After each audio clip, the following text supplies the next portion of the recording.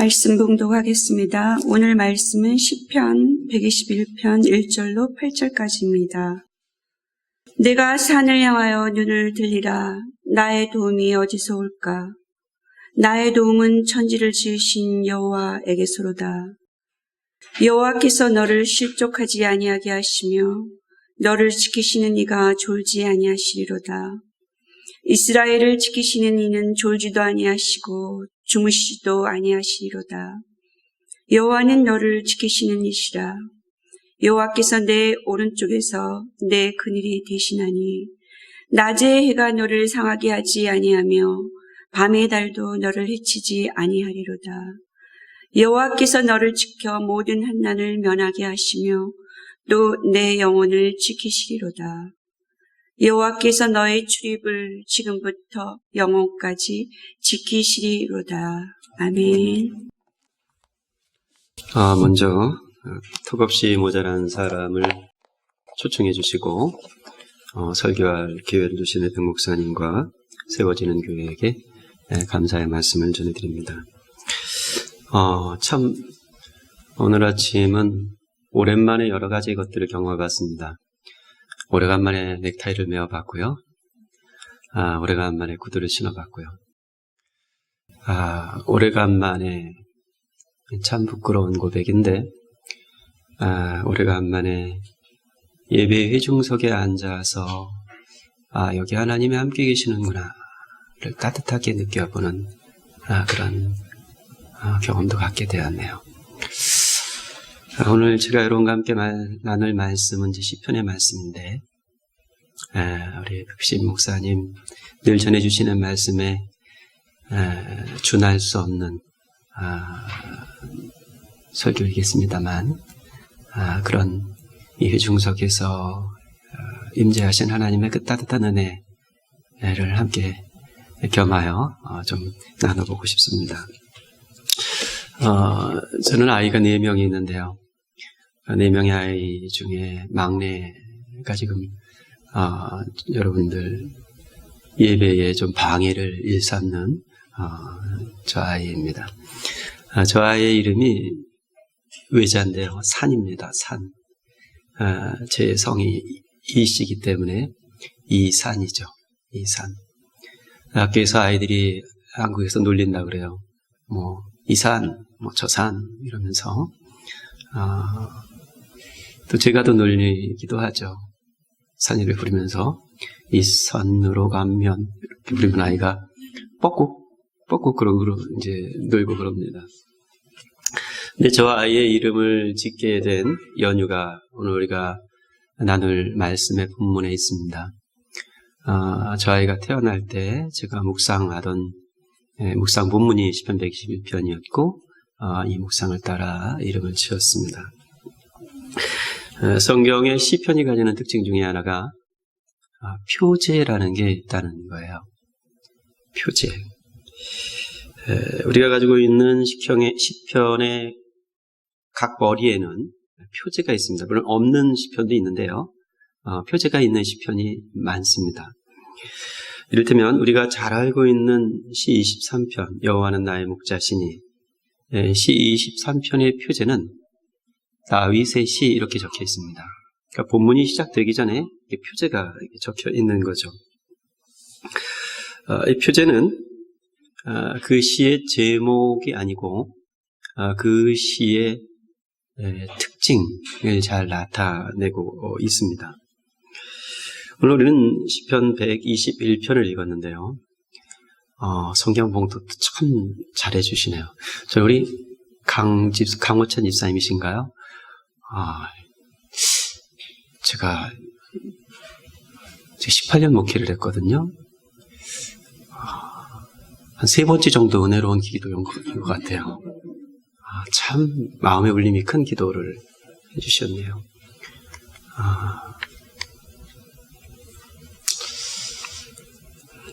그냥 뭉클한 기도를 해주셨는데요. 오늘 우리가 읽은 시편 121편 봉독해 주신 121편은 이런 표제가 붙어 있어요. 혹시 성경을 가지고 계신가요? 네, 그러면 한번 좀 표제를 같이 한번 좀 읽어볼까요? 뭐라고 적혀 있습니까? 성전에 올라가는 노래 이렇게 적혀 있습니까? 제 성경만 그렇게 적혀 있는 게 아니죠? 성전에 올라가는 노래라고 붙어 있는데, 근데 이 표제는 실은 121편만 적혀 있는 게 아니고, 시편 120편부터 134편까지 15편에 걸쳐서 이 표제가 붙어 있습니다. 근데 도대체 성전에 올라가는 노래라는 게 무슨 말일까요? 지금 교회 음악을 전공하신 백형원 목사님이 여기 앉아 계셔서 제가 시편을 가지고 설교하는 게 여간 부담스러운 게 아니에요. 꽤 들고 계실 텐데. 말 그대로 풀자면 성전에 올라가면서 부르는 노래라 이런 뜻이겠죠. 성전에 올라가는 노래니까 성전에 올라가면서 부르는 노래라 이렇게 이해할 수도 있을 것 같습니다. 그럼 성전에는 왜 올라갑니까? 제사하러 올라가는 거겠죠. 뉘앙스는 좀 많이 다르겠습니다만 그냥 우리식으로 말하자면, 오늘을 살아가는 우리식으로 말하자면 예배하기 위해서 교회 가면서 부르는 노래, 이렇게 단편적으로는 이해해 볼 수도 있을 것 같습니다. 물론 굉장히 맥락은 다르지만, 원래 성전에 올라가는 노래, 그러니까 120편부터 134편까지 15편이 이제 성전에 올라가는 노래인데, 원래 성전에 올라가는 계단이 15개라고 그래요.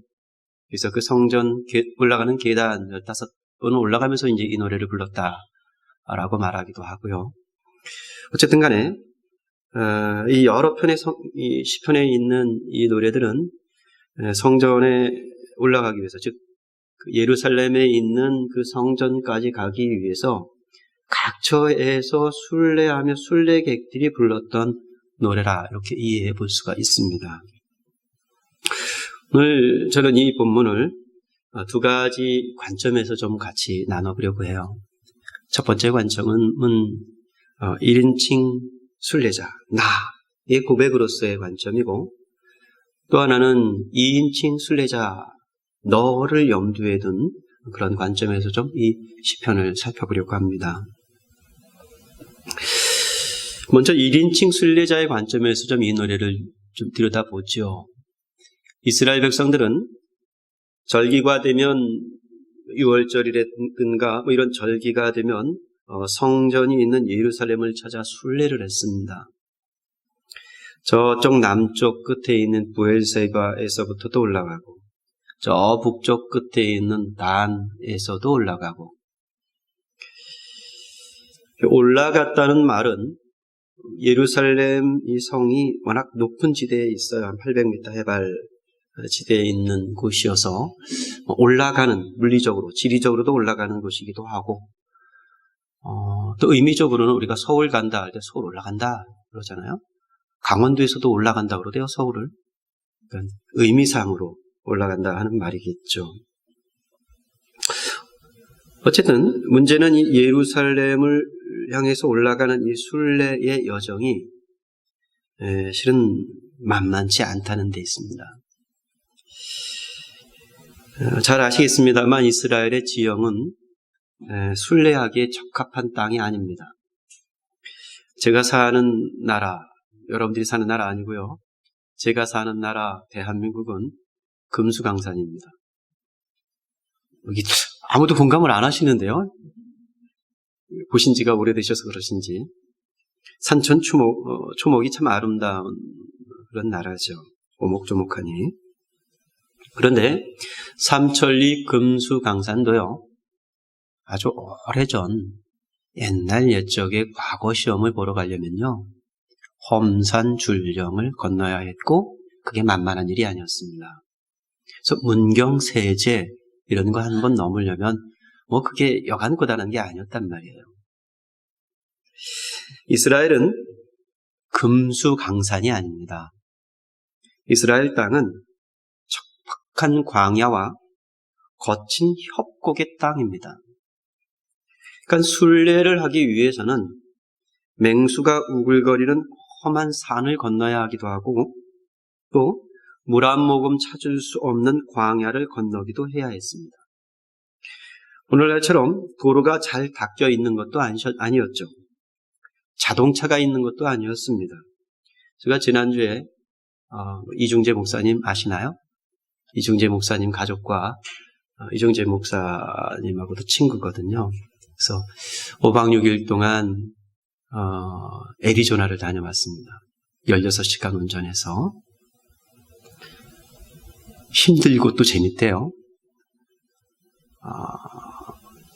도로 잘 닦여 있죠. 차 멀쩡하죠. 가다가 쉴 수 있는 인들이 질비하대요.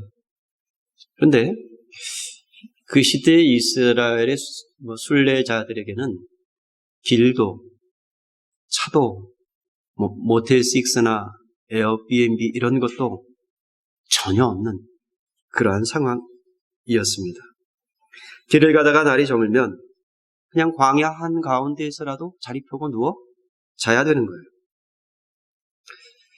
이스라엘은 사막 기후니까요. 낮과 밤의 온도차가 굉장히 심합니다. 낮에는 달라스 오니까 너무 덥대요. 찌는 듯한 더위. 이게 이스라엘의 한낮의 더위가 그렇습니다. 근데 해만 지면 또 추워요. 예수님 말씀 중에 이런 게 있죠. 내 속옷을 달라 하는 자에게 겉옷까지 주어라. 여러분 이상하지 않아요? 예수님 말씀이? 속옷을 달라 그래요. 이거 이제 채무 관계 속에서 나온 말이거든요. 빚을 졌는데 저 사람이 갚지 못해요. 그럼 뭐래도 좀 저당을 잡아야 되겠는데 저당을 잡으려면 겉옷을 저당 잡아야 되잖아요. 근데 겉옷을 저당 잡지 않고 속옷 달라는 거예요. 속옷을 저당 잡겠다고. 그러니까 속옷을 달라 하는 자에게 겉옷까지 주어라 이런 말씀이 있는데 이스라엘의 율법은요. 그러니까 겉옷을 저당 잡지 못하게 율법으로 규정해 놨습니다. 그러니까 가난한 자들은요. 이불이 없으니까 겉옷을 덮고 자요. 근데 이스라엘의 기후는 뭔가를 덮지 않고 자면 얼어 죽습니다. 그러니까 생명을 보호하기 위한 율법의 한 조항이에요. 겉옷을 저당 잡지 못하게 하는 것. 그래서 겉옷을 저당 잡을 수 없으니까 속옷이라도 내놔라. 굉장히 치사한 채무자인 거죠. 그런데 그 채무자에게 겉옷까지 주어라. 이렇게 말씀하시는 거예요. 그만큼 이스라엘의 기후가 이 온도가 찹니다. 그러니까 얼어 죽을 만큼 춥다는 얘기죠. 게다가 이 순례라는 것이 즉 부에세바나 단에서부터 혹은 이방 땅에서부터 건너오는 이 순례라는 것이 하루 이틀 걸리는 여정도 아니죠. 흔히 결코 이 여정, 이 순례라는 게 가볍게 여길 수 있는 그런 문제가 아니었습니다.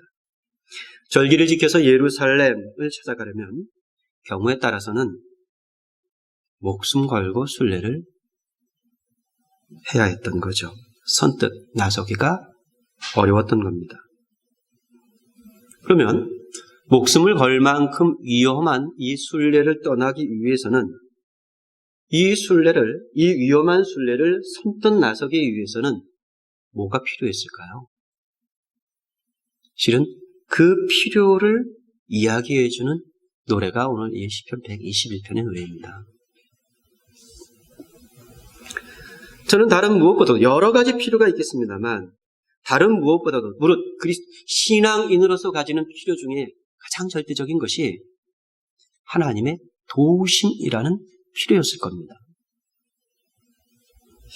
그리고 그 하나님의 도우심에 대한 자기 자신의 경험, 이것이 굉장히 필요한 요건이었을 겁니다.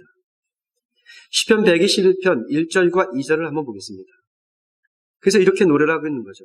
내가 산을 향하여 눈을 들리라. 여기서 이 산은 바로 그 제사의 처소가 있는 예루살렘 성전이 있는 예루살렘 성, 그 산을 말합니다. 내가 산을 향하여 눈을 들리라. 나의 도움이 어디서 올까? 나의 도움은 천지를 지으신 여호와에게서로다. 험한 산, 굽이굽이를 넘을 때마다 어쩌면 시인은 순례를 포기하고 싶은 마음이 들 수도 있었을 겁니다. 마른 땅, 광야를 건너면서 무겁고 지친 걸음으로 한나절을 견딜 때에도 어쩌면 순례를 포기하고 싶었을 수도 있습니다. 그 기진맥진한 상황 속에 놓인 이 시인은 누군가의 도움이 절실해집니다. 그렇게 순례를 포기하고 싶은 그때에 누군가의 도움 없이는 한 발짝도 뗄 수 없을 것 같은 그때에 시인은 참 놀라운 경험을 하게 되는 거죠. 하나님께서 놀랍게도 세밀하게 나를 지키고 계시다는 것을 경험하는 겁니다. 이런 거죠. 자칫 발 한 번 잘못 디디면 험한 벼랑에 떨어져 목숨을 잃을 수도 있는 협곡을 지나게 될 때 그 길을 지나는 것이 두렵고 무서운 일이었을 겁니다. 하지만 하나님께서 내 발이 실족하지 않도록 나를 지키셨다는 거예요.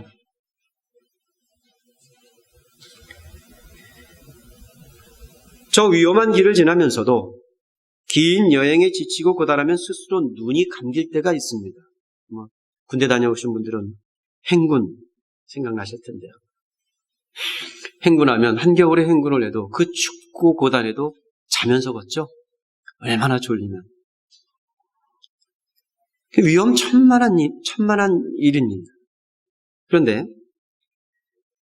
그때에도 하나님께서는 졸지도 아니하시고 주무시지도 아니하시면서 나를 지키시고 보호하셨다는 거예요. 그래서 시인은 이렇게 노래하고 있는 거죠. 3절과 4절입니다. 여호와께서 너를 실족하지 아니하게 하시며 너를 지키시는 이가 졸지 아니하시리로다. 이스라엘을 지키시는 이가 졸지도 아니하시고 주무시지도 아니하시리로다.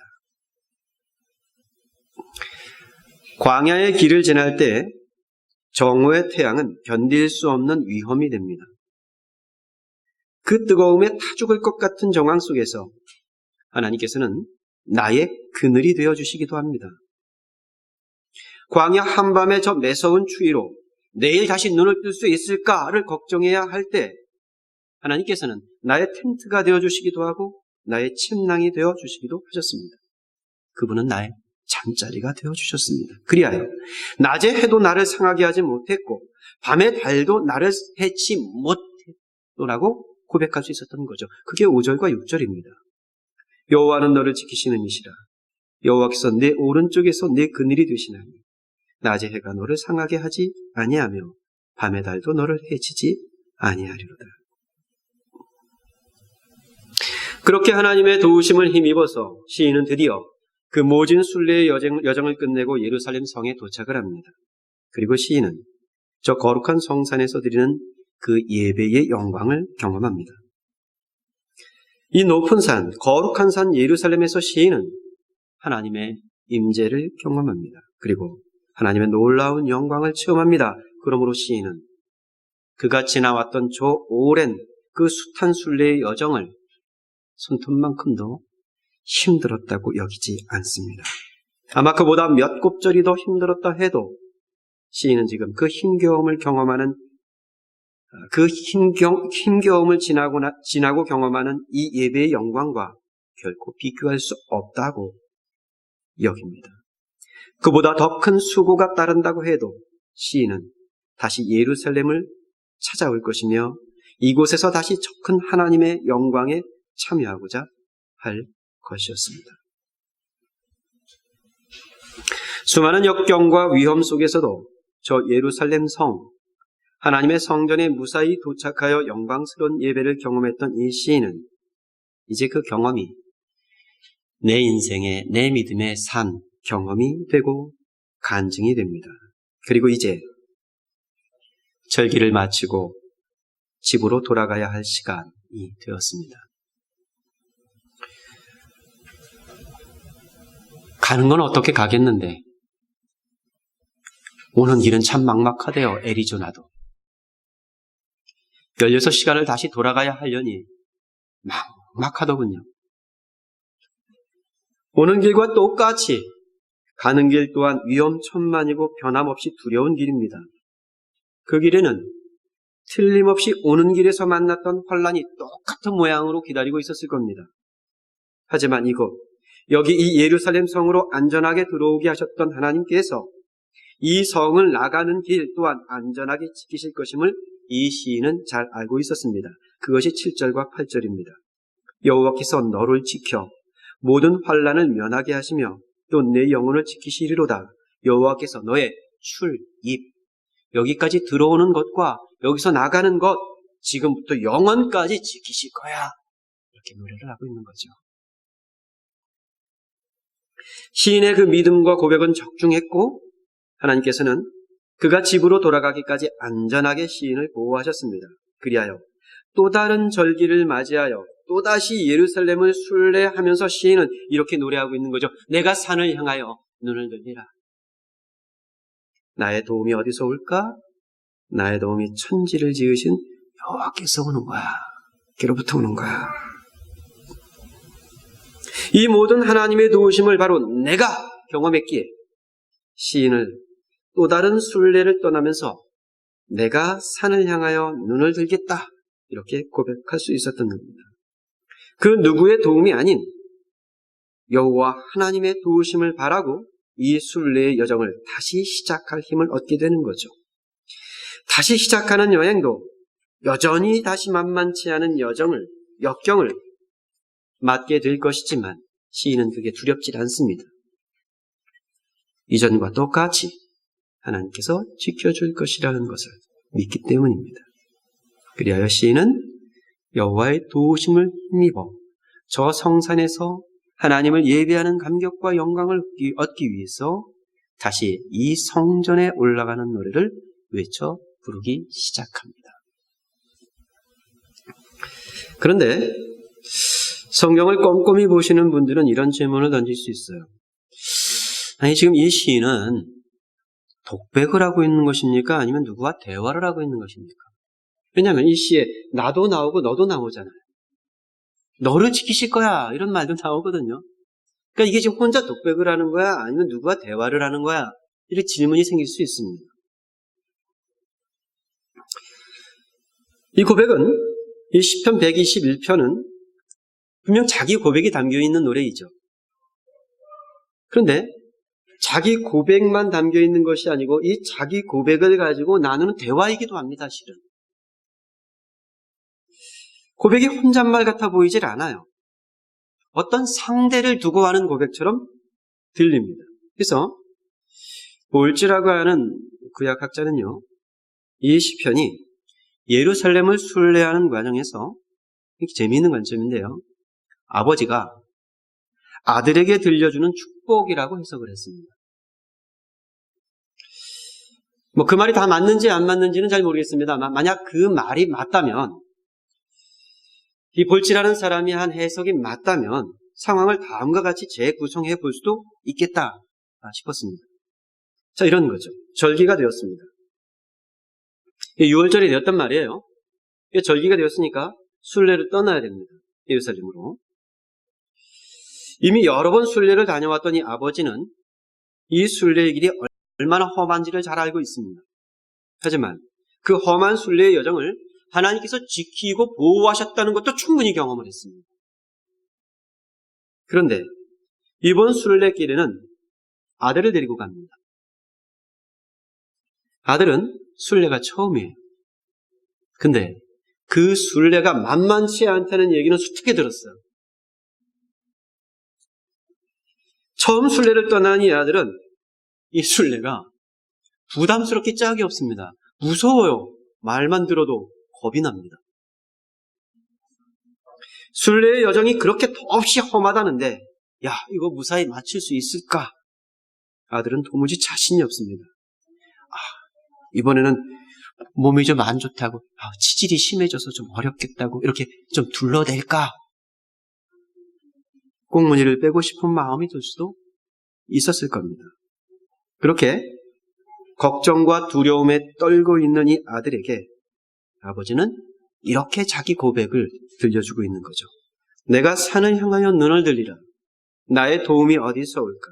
나의 도움이 천지를 지으신 여호와에게서로다. 아버지의 확신에 찬 고백이죠. 이 아버지의 고백은 아들을 향한 권면과 축복으로 이어지는 거죠. 아들아, 지난 순례 여정 동안 하나님께서는 이 애비의 발을 실족지 않게 지켜주셨다니, 그 하나님께서 너의 발도 실족지 않게 지켜주실 거란다. 아들아, 하나님께서는 졸지도 주무시지도 않으시면 나를 지켜주셨단다. 그 하나님께서 너를 향해서도 졸지도 주무시지도 않으시고 지켜주실 거란다. 저 막막한 광야를 지날 때 하나님께서는 내 오른편에서 그늘이 되어주셨단다. 아들아, 하나님께서는 네 오른편에서도 어김없이 그늘이 되어주실 것이란다. 하나님께서는 낮에 해가 상치 못하고 밤에 달이 해치 못하도록 나를 지켜주셨단다. 아들아, 하나님께서는 너에게도 낮에 해가 밤에 달이 해치 못하도록 지키시는 하나님이시란다. 하나님께서 이 내 모든 환난을 면하게 하시고 나의 출입을 지켜주셨습니다. 지난 순례를 무사히 마칠 수 있었고, 그리고 다시 여기 순례를 출발하려 한단다. 아들아, 하나님께서는 이번 순례에서 너의 출입도 그렇게 지키실 것이고, 무사히 저 예루살렘까지 도달하게 하실 것이니 다시 여기 이 집으로 데려다 넣으실 거란다. 어떻습니까? 이렇게 읽어보면 또 적지 않은 은혜가 되기도 하죠. 전혀 안 되시는 듯한 이 묘한 분위기는 뭔가요? 그런데 볼지라는 사람이 그렇게 읽고 그가 해석한 걸 제가 제 구성을 좀 해보았습니다만, 그렇게만 꼭 읽을 필요는 없는 것 같습니다. 그건 비단 아버지와 아들의 대화가 아니어도 좋습니다. 이 시편은 하나님의 도우심 가운데에서 저 영광스러운 예배를 먼저 경험했던 한 사람이 예배를 찾아 떠나는 또 다른 동반자에게 권고하고 축복하는 이야기로 읽어도 충분할 것 같습니다. 제가 한국에 있을 때 종종 제 아내와 산책을 합니다. 미국에 와서도 산책을 좀 자주 하는데요. 저희가 살고 있는 집과 교회는 서울 은평구 구파발에 있습니다. 혹시 구파발 아세요? 언제 보셨어요, 구파발? 그때 보셨죠? 그때 구파발 어땠어요? 기억나세요? 저는 18년 전에 구파발 처음 갔는데요. 제가 서초동에서 10년 부사역자로 있었거든요. 그리고 이제 담임 목사로 부임해서 가는데, 우와, 서울에 이런 데가 있나 싶더라고요. 일단 2층 이상 건물이 없어요. 그리고 그 낮은 건물들도 다 쓰러져 갈 것 같이 허름해요. 이 포장된 도로가 없습니다, 동네에. 아예 흙길이고요. 집에 묶여있는 개가 별로 없어요. 서울에 개가 돌아다니면서, 그러면 그 개가 돌아다니면서 이렇게 좀 흔적을 남기죠.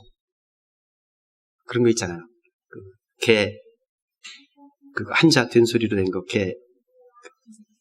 그게 아주 질펀하게 이렇게 좀 군데군데 놓여있는 그런 동네였어요. 지금은 이제 뉴타운이라고 속이 재개발이 돼가지고 아파트 단지가 되었습니다만, 그 구파발이 굉장히 좋은 게 하나 있어요. 뭐냐면 이제 북한산 자락에 동네가 놓여있다는 거예요. 북한산이 굉장히 가까워요. 그래서 서울에는 그 북한산 둘레길이라는 게 참 잘 돼 있어서요. 제 아내와 둘레길은 간간 산책을 합니다. 근데 종종은요, 아주 간혹은요, 등산도 좀 해요. 북한산을 좀 올라가는 거죠. 이제 마을에서 가까우니까. 제 아내는 등산의 경험이 적고 서투입니다. 한번 보세요. 좀 등산을 잘하게 생겼나. 같이 올라가려면 참 여간 어려운 게 아닙니다. 그런 까닭에 아내는 등산을 하면서 산을 오르면서 여러 번 묻습니다. 얼마나 더 가야 해? 얼마나 더 가야 해? 이렇게 묻죠. 그러면 뭐라고 대답을 할까요? 산에 올라가는 사람이 하는 대답이 있어요. 다 왔어. 조금만 가면 돼. 조금만 가도 다 안 오거든요. 그럼 또 묻죠. 얼마나 가야 해? 다 왔어. 조금만 가면 돼. 그렇게 몇 번을 다독여가지고 이제 고생해서 산 정상에 올라갑니다. 올라올 때 그렇게 힘들어하던 아내가요, 정상에 올라가면 탄성을 자아내죠. 산 아래 펼쳐지는 풍경이 흔한 말로 한 폭의 그림 같기 때문이죠. 가슴이 트이고 왜 그토록 고생을 하면서 산에 오르는지 까닭을 알게 됩니다. 그러다 보니까 산을 올라오느라고 지쳤던 그 몸과 마음이 싹 사라지고 잘 올라왔다, 다음에 또 와야지, 이런 결심까지 서게 됩니다. 그런 거죠. 성전이 있는 예루살렘까지 오르는 그 순례의 여정이란 순탄한 것이 아니겠습니다만, 그러나 저 거룩한 성 예루살렘에서 하나님의 임재를 경험하고 그 영광 가운데 머무는 기쁨, 그것은 수고와 고생에 비할 바가 아닌 것이었습니다. 그리하여 예루살렘 예배를 마치고 내려가는 시인은 또다시 이 성전을 찾아올 것을 결심하고 내려가는 거죠. 그리고 다음 순례 때 함께 순례를 떠나는 동반자에게 지난 순례 동안 자기가 경험했던 하나님의 도우심, 하나님의 은혜, 하나님의 영광을 기탄없이 간증하면서 축복하는 거죠. 그게 오늘 우리가 읽은 본문 성전에 올라가는 노래고, 그 노래를 불러야 할 예배자들의 모습인 거죠. 예배로 향하는 여정은 오늘날에도 순례의 여정이라 할 수 있습니다. 제가 섬기고 있는 한국의 교회에는 집에서 교회까지 그야말로 물리적 거리가 순례가 되는 분들이 참 많아요. 저희 교회는 80 넘으신 어머님들이 열 몇 분 되세요, 그죠? 80 넘으신, 최고령자가 96인가 그러세요. 요즘 장수 시대라 정정하세요, 그런데. 근데 이 어르신들이, 80 넘으신 어르신들이, 이제 자녀들 따라서 이사를 간 거죠. 그래서 가서 자녀들은 이제 그 중에는 예수 안 믿는 분들도 계시고 그러니까 혼자 이렇게 오시는 분들이 계신데, 저희가 서울인데요, 서울 구파발인데 평촌에서 오시는 어머님이 한 분 계세요. 평촌에서 지하철 2번 갈아타고 버스 갈아타고 2시간 걸려서 교회를 오세요. 근데 제가 있는 18년 동안 한 번도 예배를 안 빠지세요. 그분이 제 강대상 물을 올려다 놓으시거든요. 80 넘으신 어른이신데. 그러니까 물리적 거리 자체가 순례인 거죠, 실은. 어떤 의미에서. 어느 어머님 한 분은 일산에 저 외진 곳에서 살고 계신데요. 버스 2번을 타고 이제 교회 오셔야 돼요. 이분 주일 예배뿐만 아니라 수요예배, 금요기도 모임 저기 있으니까 한 번도 안 빠지시거든요. 금요기도 모임이 끝나고 집에 들어가시려면 여간 어려우신 게 아닌데 그 길을 오가세요. 그러니까 그 물리적 거리 자체가 굉장히 순례가 되는 거예요. 어머님 나이 많으신 어르신이 저희는 또 차량 운행 이런 걸 안 하기 때문에 이제 혼자 가셔야 되니까 힘드시단 말이에요.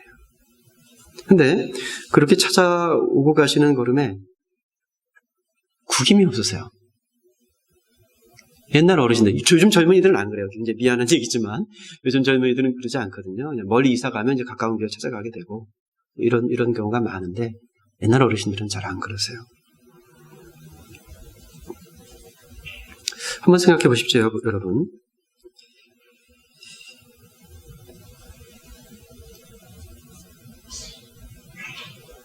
예배 1시간 반 드리는데요.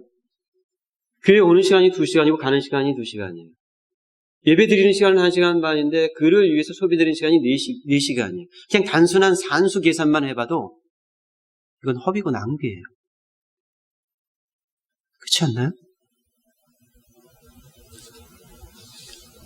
그런데 한 주도 거르지 않고 그 낭비를 기꺼워해요.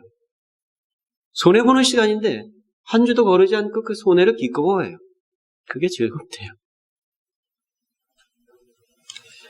마르바돈이라는 사람이 예배를 일컬어서 거룩한 낭비라 이렇게 말했더군요. 책 제목을 그렇게 달았어요. 그 거룩한 낭비에 기꺼운 사람들이 있더라고요. 비단 1시간 반 예배하고 돌아가는 거지만 정작 그분들의 예배는 단지 그곳에서의 1시간 반만이 아니었던 거죠. 실은 오고 가는 2시간, 3시간, 4시간이 다 순례였던 거죠. 그게 다 기도고 그 여정이 다 예배가 아니었겠습니까? 그리고 그건 매주마다 실은 여기 세워지는 교회에서의 예배와 이 예배를 찾아 한 걸음 한 걸음을 찾아오는 여러분들의 모습은 아니겠습니까?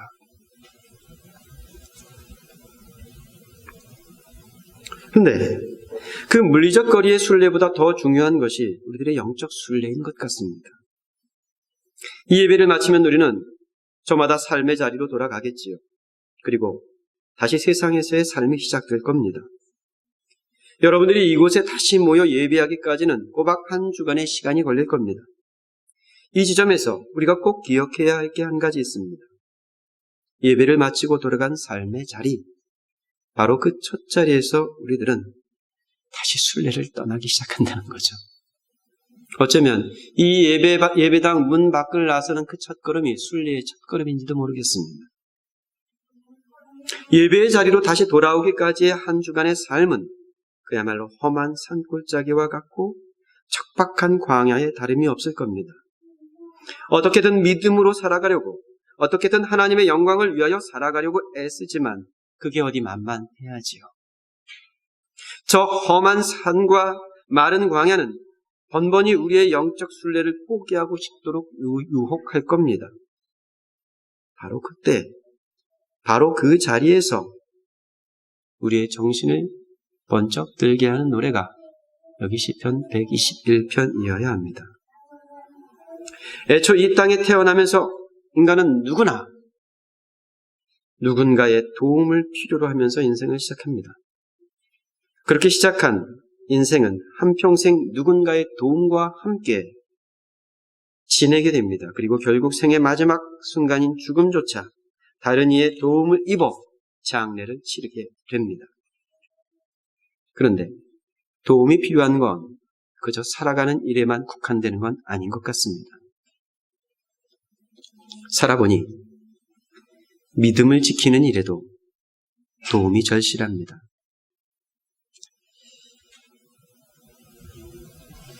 기도 한 줄도 내 힘으로 되는 게 아니더라고요. 성령의 도우심이 없으면 기도 한 줄도 안 열리더라고요. 말씀 한 구절의 은혜도 내 힘으로 입는 게 아니더라고요. 성령의 감동이 없으면 10번 통독, 100번 통독을 해도 그래서 은혜를 찾을 수는 없더라고요. 무엇보다 오늘 우리가 함께하고 있는 이 예배는 내 힘으로 되는 게 아니더라고요.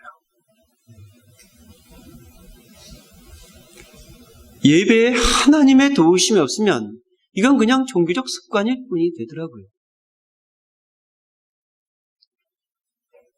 예배야말로 하나님의 도우심이 절실한 자리더라고요. 그러니 사는 일에 그러하듯 우리는 예배할 때 예배를 준비하며 예배로 찾아오며 예배를 가는 여정을 지내는 우리의 일상을 하나님의 도우심에 간곡히 간절히 의지하며 살아야 되는 것이더라고요.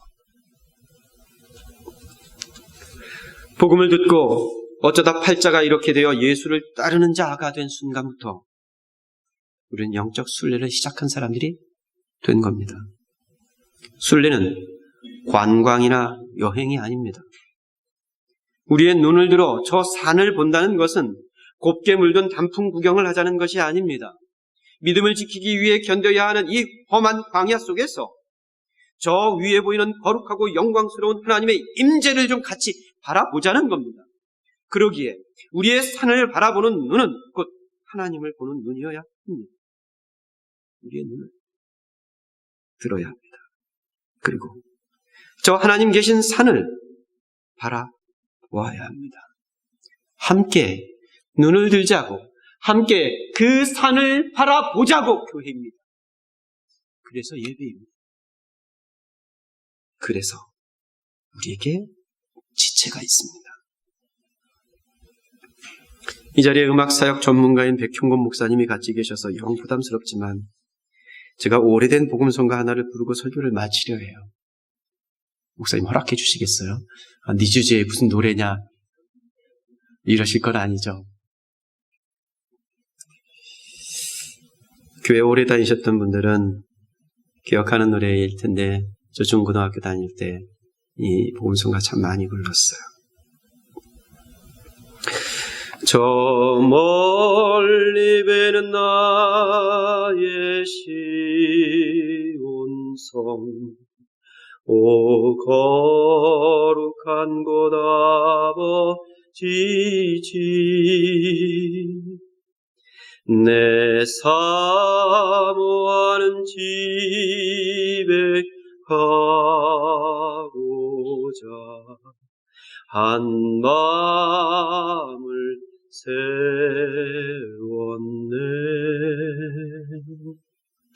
저 망망한 바다 위에 이 몸이 상할지라도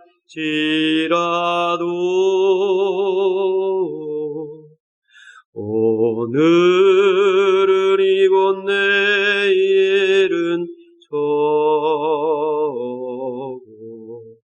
주 복음 전하리.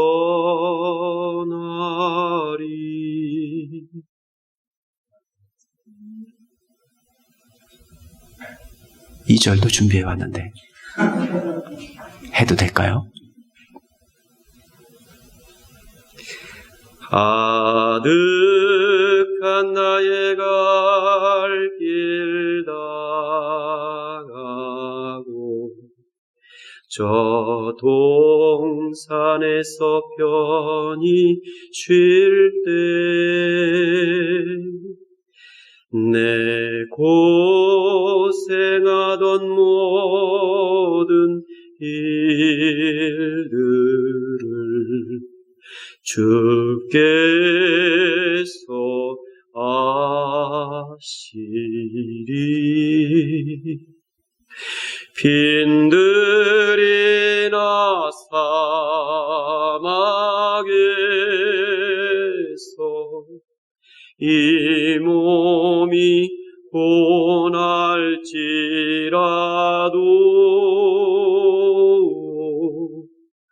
오 내 주 예수 날 사랑하사